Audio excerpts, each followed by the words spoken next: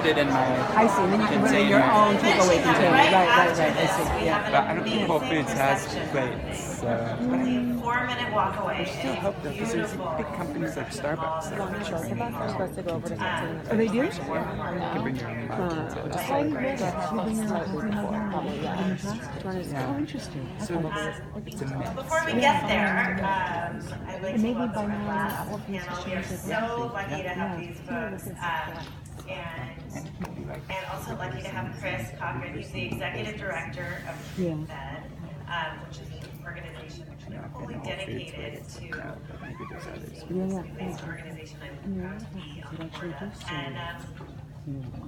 And one of the things we've been focusing on is really looking at how we fund the issue. We fund all the great work that needs to happen and all the investment that needs to happen.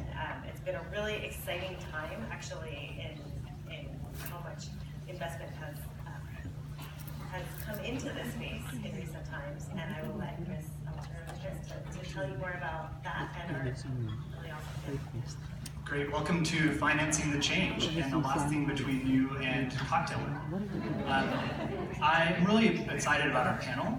This is actually kind of an unlikely group. We haven't been together as a panel before, and I think the different perspectives that are going to be brought, looking forward to the conversation that evolves. We're joined by Dr. Geeta Sethi from the World Bank. She leads food for the ag practice at the World Bank. So we'll be bringing that global perspective and giving us an update on how they're approaching this topic. Next to her, John Dannan from Generate Capital, who leads the Waste to Value work stream alongside other investment themes around energy. So I'm excited to see some of the parallels you've seen in these investment themes. And then next to John, Scott Smithline, the director of CalRecycle here in California. All three of these organizations finance change and in a variety of topics, but we'll talk about the food system efficiency, and waste today.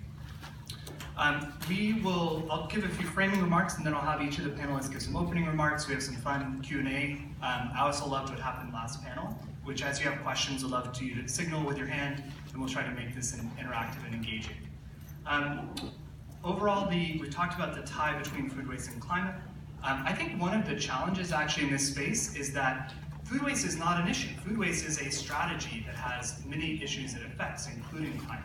And so I think one of the challenges in getting financing to this space, or even defining this space in terms of climate, is actually because it affects so many things. You've heard mayors talk about how it affects not only air quality and greenhouse gas emissions in their city, but also food insecurity in their city. You've heard businesses talk about how it affects bottom line.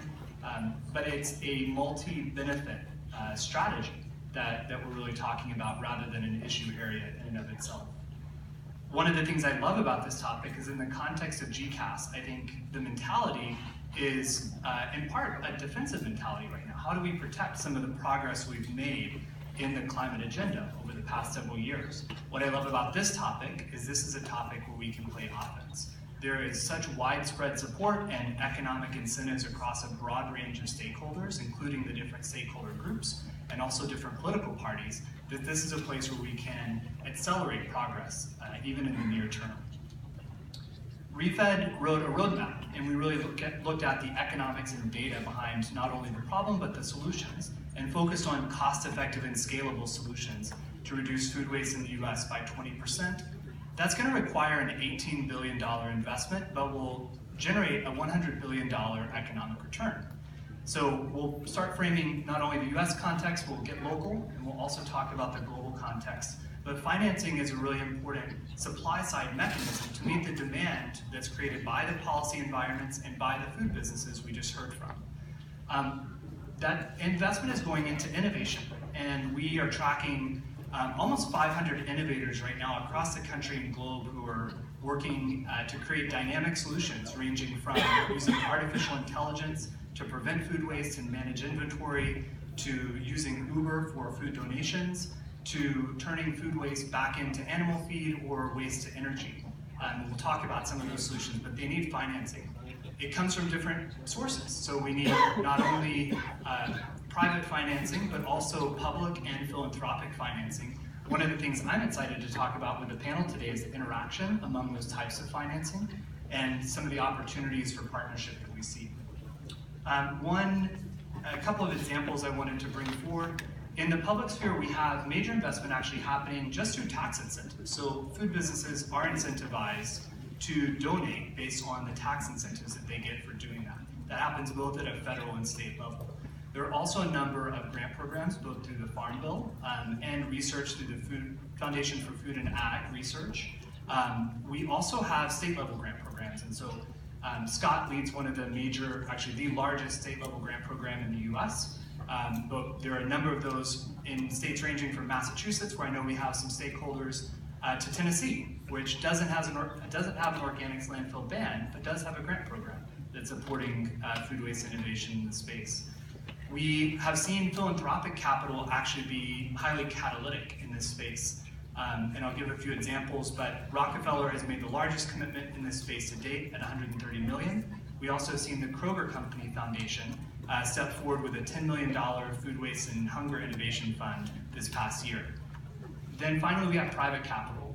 And John will speak a lot to especially the scaled economics of some of this in organics recycling in particular. One stat that I was really excited to see, our team has been tracking investment across these different pools, and we've seen over $185 million in venture capital given to growth stage companies over the past 18 months in this space.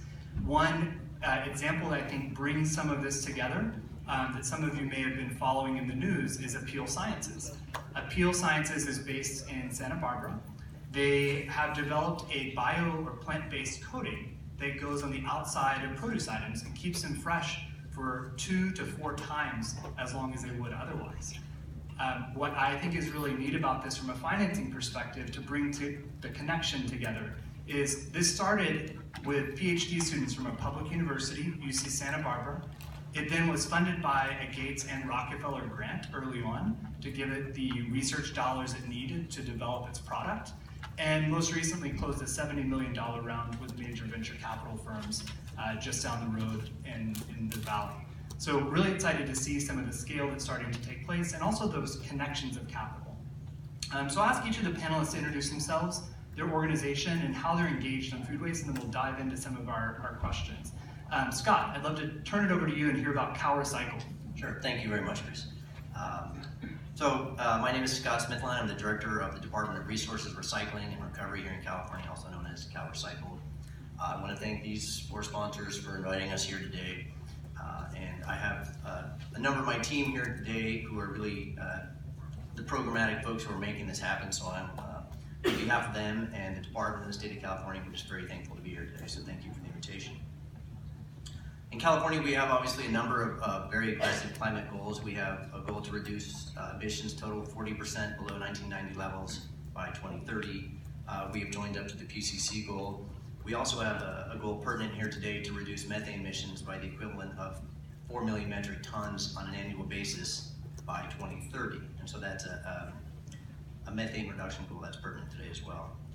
Our challenge in this state, we dispose 23 million tons of organics on an annual basis. Food is the most prevalent item in what we dispose. That's 6 million tons a year of food disposed in California landfills. The emissions from the methane emissions from these landfills equate to about 20% of total methane emissions from the state. Wasted food, obviously, as we've heard today, contributes to other environmental issues, air and water issues that we're very familiar with in our agricultural valleys here in California.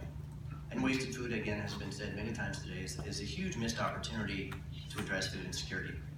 In California, we have almost 5 million people who are food insecure, and our definition of that is they don't necessarily know where their next meal is coming from. So again, that's a significant missed opportunity to address. That said, we are a single department. We have a specific mission and statutory authority to address only a certain set of environmental issues.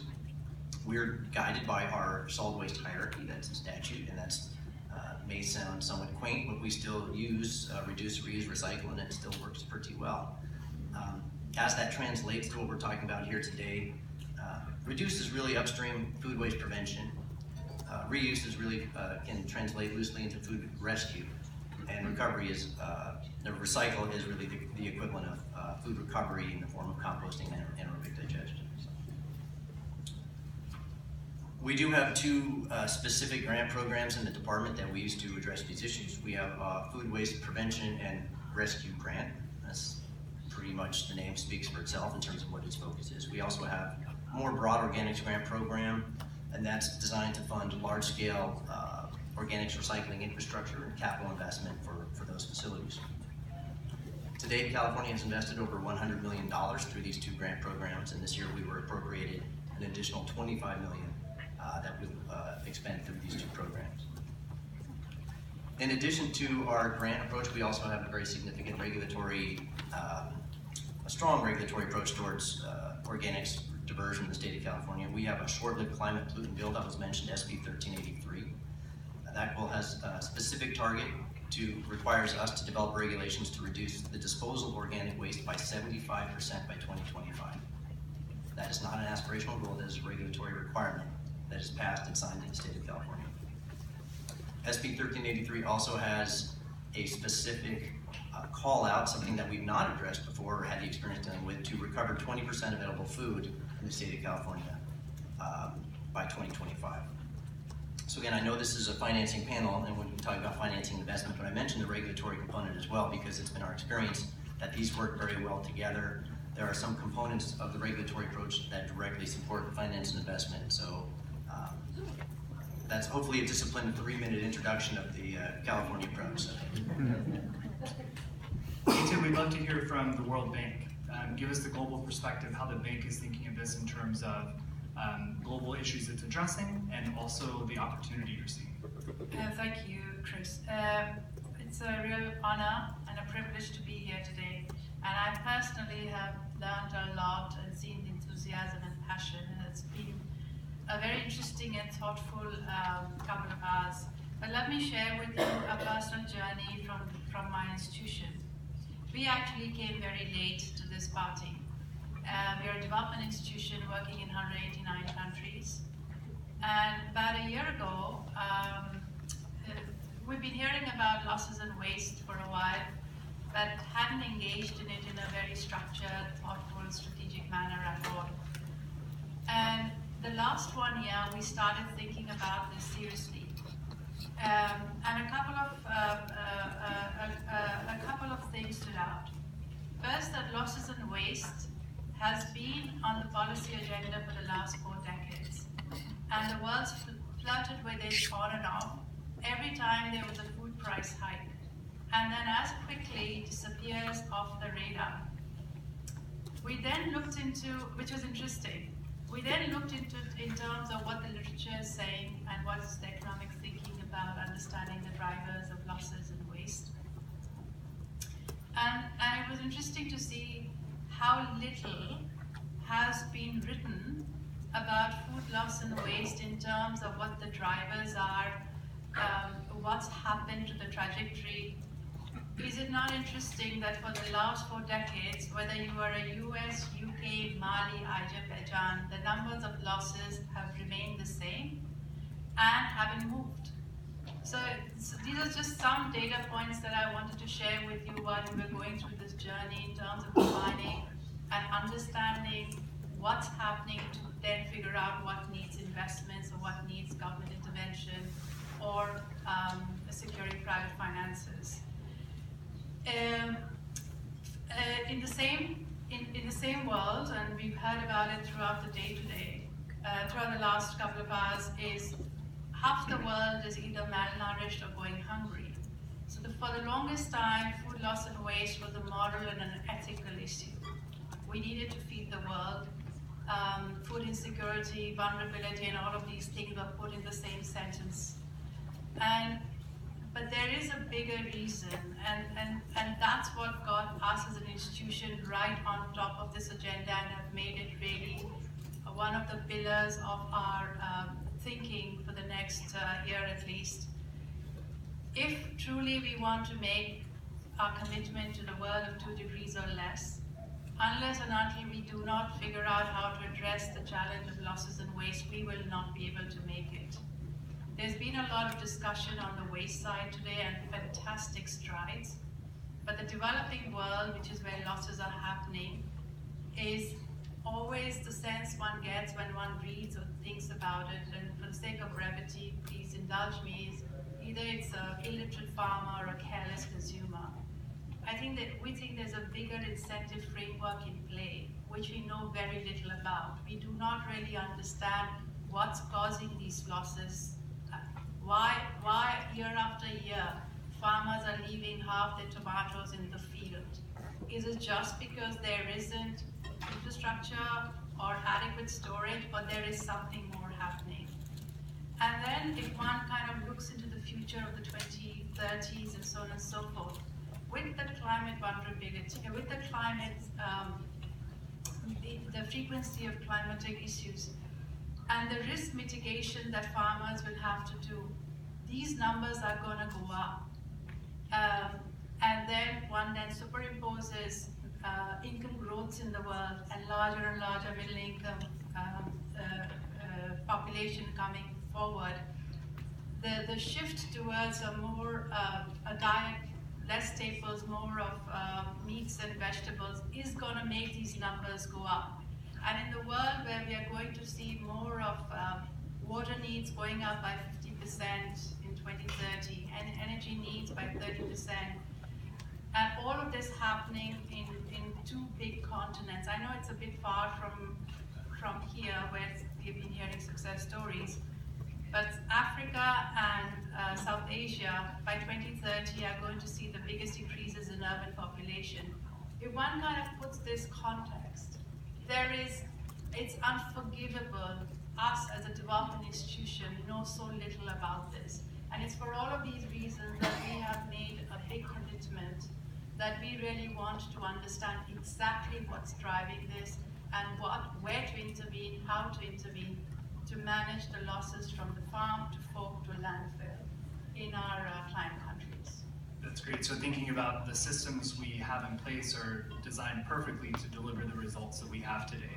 John, give us a private investor's perspective of how does this fit into Generate? You guys also invest in energy. What's the parallel here? Sure, I'll do just a quick intro. So I'm John Dannan. Thank you, Chris. Thank you, everyone, for coming. I think someone said earlier this couldn't happen 2 or 3 years ago. Absolutely couldn't happen. Like the groundswell in the focus on this from regulation, from consumers, from business, from everyone. It's great. It's why we're here. There is an investment thesis here to pursue. So I work for Generate Capital. Generate is a leading operator of middle market sustainable infrastructure in the US. That's jargon. What do? We invest in resource efficiency projects, solar, energy efficiency, sustainable transportation, waste to value. I lead the waste to value investment thesis, and specifically there we've been focusing on organic waste disposal and treatment. So we're more on my expertise is more on the recycling side. A lot of the focus today is on reduction, but it's also important from especially the methane climate perspective to think about the recycling, stopping stuff going to landfills, using it in a more upcycling beneficial reuse way through composting or anaerobic digestion.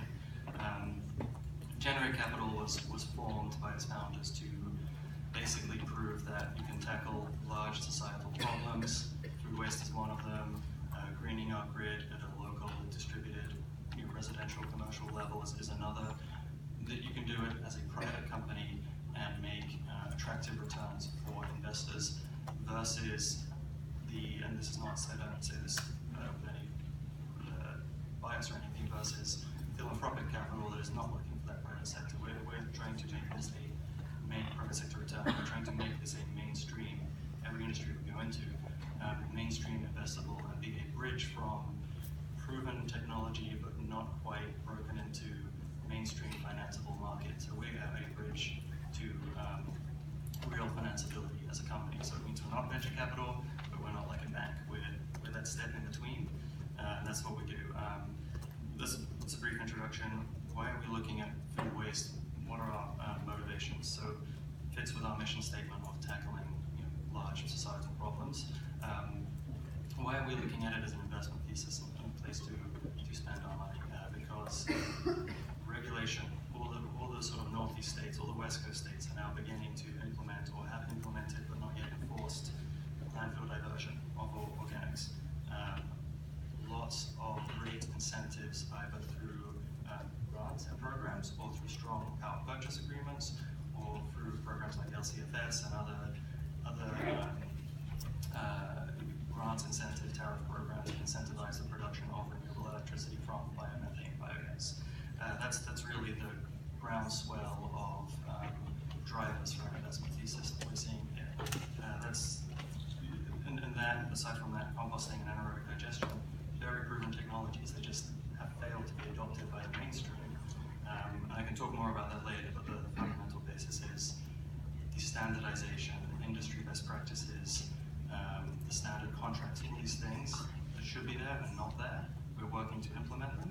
by way of stepping back, we own 4 food waste digesters and 1 dairy digester.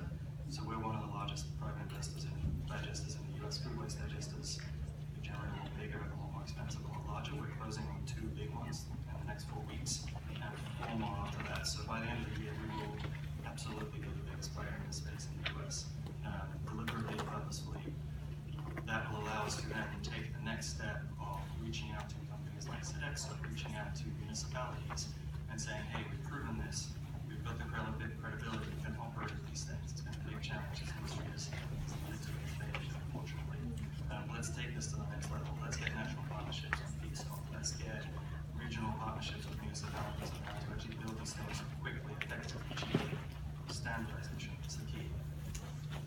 Probably didn't answer your question, but that's great. So bring in different perspectives. Let's bring some examples to this actually. So Scott, I'd actually love to hear, you mentioned you are investing across the prevention, recovery, recycling, or reduce, reuse, recover spectrum. What are some examples of the types of projects that CalRecycle has funded? And then what are some of the successes you've seen and challenges in building out the infrastructure needed? Sure, so we have those 2 basic grant programs in this space, the prevention and rescue grants, and then we have the organics, really essentially infrastructure grants. The prevention and rescue grants are typically smaller, $25,000 to $50,000 grants to small organizations for things. It could be trucks, refrigeration, overhead costs for small operations like that. I can give you a couple examples. Fresno Metro Ministry, Alameda County StopWaste.org, these are organizations that have received grants from us to work primarily on recovering food waste from schools and distributing those locally. We have Food Forward in Los Angeles. They're focused more on the wholesale produce market and farmers market. They're distributing to over 500 entities across 7 counties. And on the prevention side, we have City of San Diego, I believe, is implementing the Lean Path software as part of their grant. City of Riverside actually has a slightly different model on prevention. They're working with local food ambassadors, training people and sending them out to the community to train on food prevention. So we have really a wide variety. I think we have 31 grantees and spend about $10 million in this area. On the capital infrastructure grants, those are larger, typically in the $3 to $4 million range. Really for the recycling. Yeah, so these would be for large-scale anaerobic digestion or composting facilities, or to help. So we have a significant problem with attainment, air quality non-attainment in the state of California under the federal rules. So the grant could be for new and expanded capacity, or it could be to help a facility that's currently an open windrow to convert to aerated static pile or covered, something like that.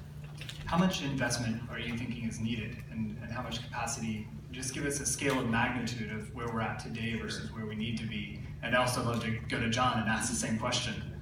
So I don't have a good sense. We've only been in this space for a few years. And I think it's very difficult to quantify the need, particularly on the rescue and prevention side. I think it's a little bit easier on the recycling side from our perspective. If we're to achieve our requirements under SB 1383, we'll essentially need to replicate our current infrastructure again, so double our recycling infrastructure for organics in the state of California. The capital expenditure alone for that is in the neighborhood of $2 to $3 billion. So, and that is an open question of what percentage of that should be supported by public investment. That's great. John, I'd love to ask about both investment needed and also tell us what anaerobic digestion is in simple terms. Tell us about where you get your money from. Yeah. Oh, sure. That's give me the tough question. I actually think it's closer to 5 to 20 billion if you do just $1 per ton to build a digester, but also everything else that needs to go with it to make the business case work. So the engines, the upgrading capacity, the interconnects, all those things. It's a lot. It depends on how much we can reuse the existing infrastructure. And that's a crude $1 per ton throughput measure. Just for a quick back and forth, I think part of the challenge in generating that capital investment number is making assumptions about what the technologies are going to be. Yeah. So the composting technologies tend to be much less expensive in the order of 8 to 10 or 12, 50 million. The anaerobic digesters up to 50 million. So you have to start to make assumptions about what technologies will be in play. Yeah, absolutely. I'm using, like, in my mind, an $8 million per megawatt cost on the full digester, engines, and everything. So, and that compost is cheaper because you don't have the engine. So it's a big range. But it's a big dollar number. It's a huge number. It's a huge challenge. So that's sort of part one. In terms of what anaerobic digestion is, it's actually a very simple process. It is the methanogenization of food waste. I think I said that right. Essentially, you bring in food waste, and this is where it gets complicated. It could be liquid waste, it could be manure, it could be solid waste, it could be packaged waste or SSO. All of these things have different implications for what equipment you need. If you have packaged waste or SSO, you need depackaging units, you need a giant warehouse for 80-foot tall trucks to tip into indoors so they don't smell. Your CapEx has just gone up tremendously, but that's the richest tip fee stream you're going to earn, and so that's a huge driver of revenues. Most of the revenues are tip fees from business model, not energy. And so the actual science of it is very simple. You heat it up to a temperature, mesophilic, thermophilic, different operating temperatures you can run at, generally 105 to 120 degrees C. You keep it in there for a certain amount of time. The longer it's in there, the more gas, the quicker it's in there, the more you can put through, the more tip fees you can earn. There's a balance. There's a balance between the design, there's a balance between the output. It's very complicated. Mass balance is the analysis that the engineers do. The calculations are very complicated, the process is very simple. And then you take the gas, you clean it up to either an engine grade to create electricity, or a much tighter, much more clean up to put it back into the grid. And both of those things have different values associated with them: power purchase, electricity contracts, or renewable natural gas, not contracts, but market prices. That's great. So technical process, but one of the questions I had around this was revenue streams. So you do a solar project, you're going to make a revenue stream off of generating electricity. What are the different revenue streams that you earn from anaerobic digestion? Sure, it's tip fees is generally in the projects we own is about 60 to 70% of revenue, and then energy, whether it's electricity or RNG, and typically it's one or the other. If you have a big enough facility, maybe you do both, is the filler. If you're in a particularly attractive tariff regime, maybe it's 50-50 in terms of the revenue mix. But some of the other big things are what are the big cost drivers. And so this industry, as I mentioned, is littered with high failure rate, like a stunningly high failure rate of projects, over 50%, probably over 75%.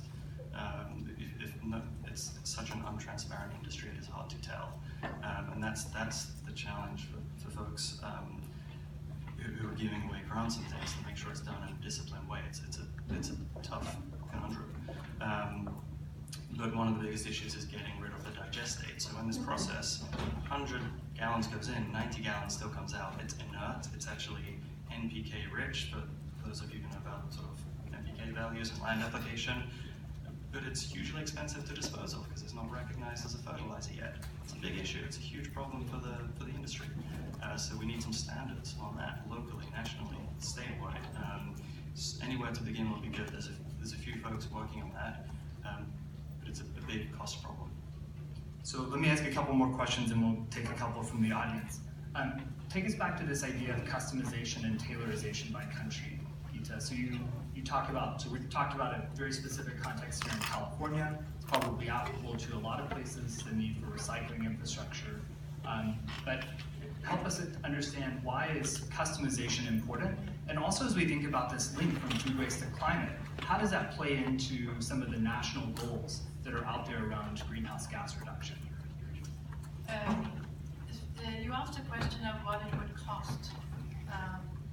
I want to tell you, I don't know what it would cost yet, but I do want to tell you what it costs the economy worldwide. It's food loss and waste. The economic losses are about $1 trillion. It's $1 trillion problem globally annually. Okay, so it's big. But I'm going back on your question. One of the things we're doing two things right away in the institution, and we hope to have the first part of the story out hopefully by December, so she says. Great confidence. Is to really, across the value chain of a commodity X, or of a commodity, to really understand what are the different levers or drivers that can possibly be causing losses, and to then use that analysis to to almost map out what are the public policy levers that a policymaker has to reduce this. Okay, and we would like to get this framework or a global framework out by COP24, and this would be for the first time. There would be a much more thoughtful framework around understanding losses and waste and understanding very clearly what the possible drivers could be.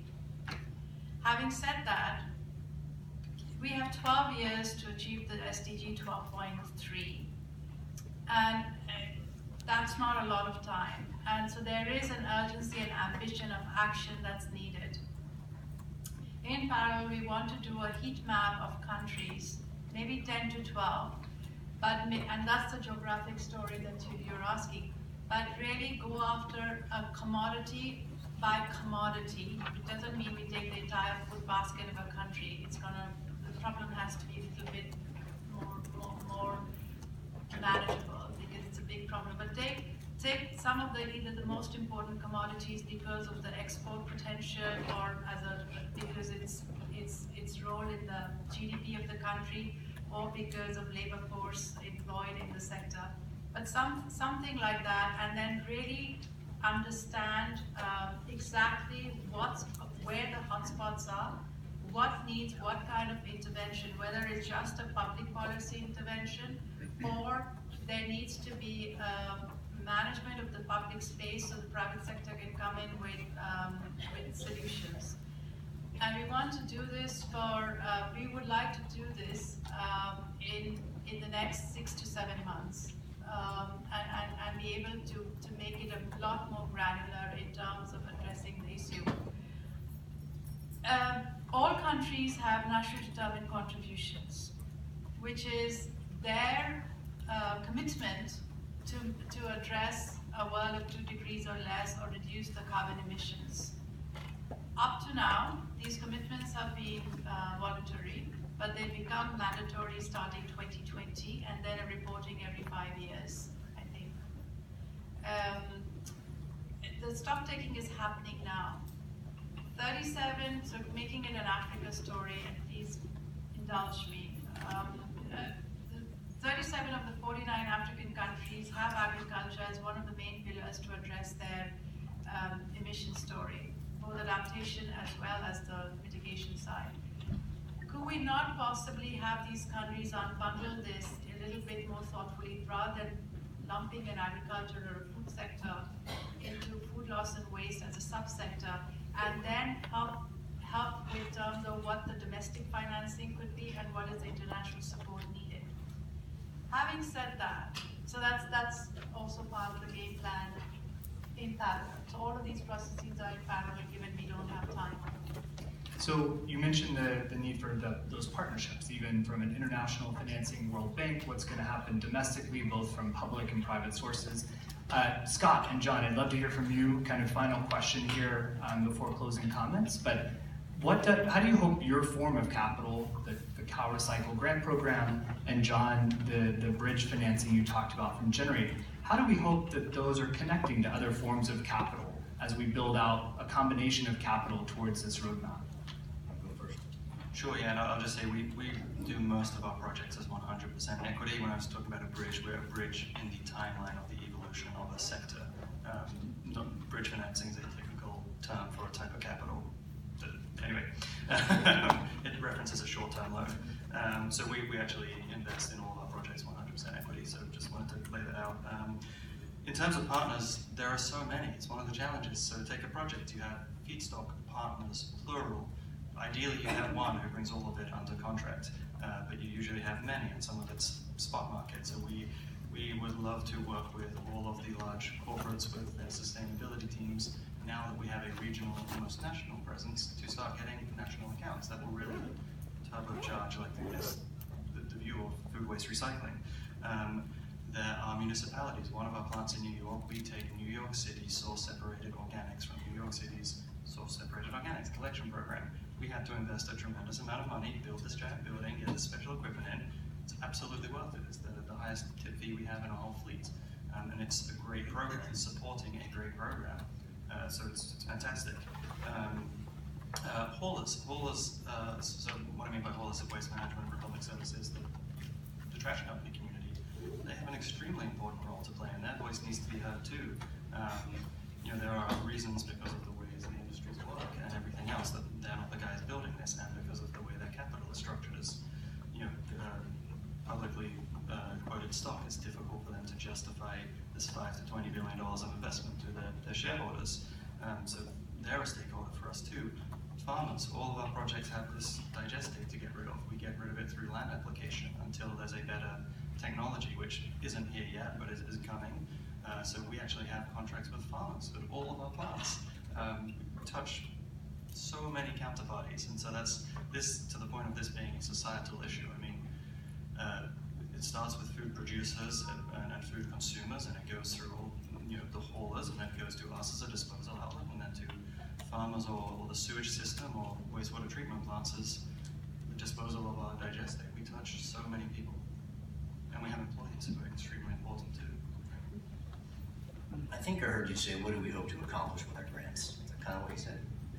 And in what ways will that partner with other forms of capital? How do you hope this grant evolves? Not just, you can't solve it with just your CalRecycle grant program. How do you think it partners with I think I can give you a couple of these examples. One is, I think California has the most aggressive goals that I've heard of yet here today. And they're not just goals, they're statutory targets that we're required to develop regulations to meet. So anything that we can do to entice folks into early compliance is really significant and important for us. Early compliance does a lot of really good things, right? So the grants that we have put out, the $100 million, the $25 million this year, and whatever else comes our way, we will continue to support getting out there for early compliance. Another issue that you have when you have regulatory compliance as a baseline form of achieving these goals is that you end up with a lot of sort of least cost compliance. And the least cost compliance isn't always necessarily the highest and best use for this material, right? So when you take organics diversion from disposal as an example, you could get least cost compliance option of individuals taking organics, probably not with food waste combined, but yard waste, let's say, chip and grind it and land spread that material. And there's certainly an appropriate place for mulch, but there's a lot of inappropriate ways to land spread material, and it certainly doesn't give us the highest and best use of a lot of material. So when we're able to direct funds to help, I don't know whether the right word is commercialize or demonstrate or whatever it is, whatever particular funding stage we're at with these technologies, we're demonstrating to local governments that these are viable options and they will achieve the highest and best use of this material through these technologies. I guess the third thing I'd really like to see is, again, there's no way we solve this just by throwing money in it. A number of very thoughtful speakers today have talked about sort of reapproaching our relationship to food, food consumption, education, storage, transportation, preparation. And so I'm very excited about the idea of this funding going towards sort of re-educate and reacquaint all of ourselves with how we consume food. I think that's an important part of this. That's great. I'm going to offer closing comments, and then we'll save questions. Come find these guys at the reception. I think they're planning to attend. Love your closing call to action for the group, especially thinking about this lens, our panel subject, financing the change, and thinking about how people should be thinking about the financing needed and how to engage as they go back to their corners of the world. I feel like those were my closing comments, Chris. I'm just, again, we're really grateful to be here to be part of this. If you work on the CalRecycle team and work on this, raise your hand. So look around. These are the experts. Please make yourself available and go and talk to these people, because that's where you're going to get it fixed. So thanks. Oh, thank you. For us, I think the first is to approach this with a lot of humility. We're very aware we know very little. So we don't plan to walk in and announce judgments and solutions. But I want to say something else here, which has taken me a while to get to. I've been thinking a lot. In our DNA is we go to the public sector as the first point of contact, and we assume a public policy or a public sector world is then going to lay out the world, the environment for the private sector. So almost a sequencing. I think this is one agenda where the private sector is much ahead, and we cannot wait for the public sector to get its act together. There have been some fantastic stories here or successes that we heard about, including in the hotel sector. Why are we not able to take this? Could we take this overseas as well? And really create a different kind of a pressure and a momentum, because this is not an issue for California. This is a global issue, and we've made a global commitment of work of 2 degrees or less.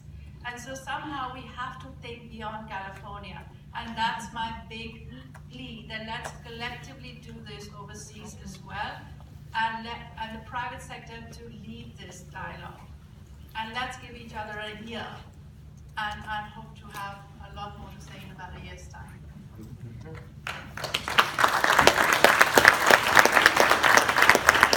I think just sort of trying to marry the two comments. I mean, like, definitely the private sector has a huge role here. The public sector monies and programs are also fundamental to getting folks started. A lot of on the recycling side, there's a bit more private activity. There's a bit more of we're building that bridge. And so if anyone's there, please come talk to me afterwards. On the food reduction side, the earlier sort of leading edge of the wedge here, the 185 million of sort of money going into ventures. If you're starting a new venture, keep going, but really try to be very deliberate and really think about the capital you're going to need to fund your business or what your business model is. Find someone to help you with this concept and talk about it. There's so many folks out there who are passionate about this. It's really important because there are public funds, but there's folks like philanthropic funds, Mission Point Partners, other private sector early stage venture capital guys who are they're not here today, but they're really excited about this stuff. We sort of work with them when they bring something to the right level. We can work on it. So really try and be deliberate and purposeful about what capital you need to build your business. I'd say my closing comments are think about the role that finance can play from your organizational seat. We talk about this as we have this system and we need to change the incentives and also invest in the new innovations happening. And finance is one of those key levers that I think helps unlock on the supply side. Please join me in thanking my panelists, and we'll turn it back over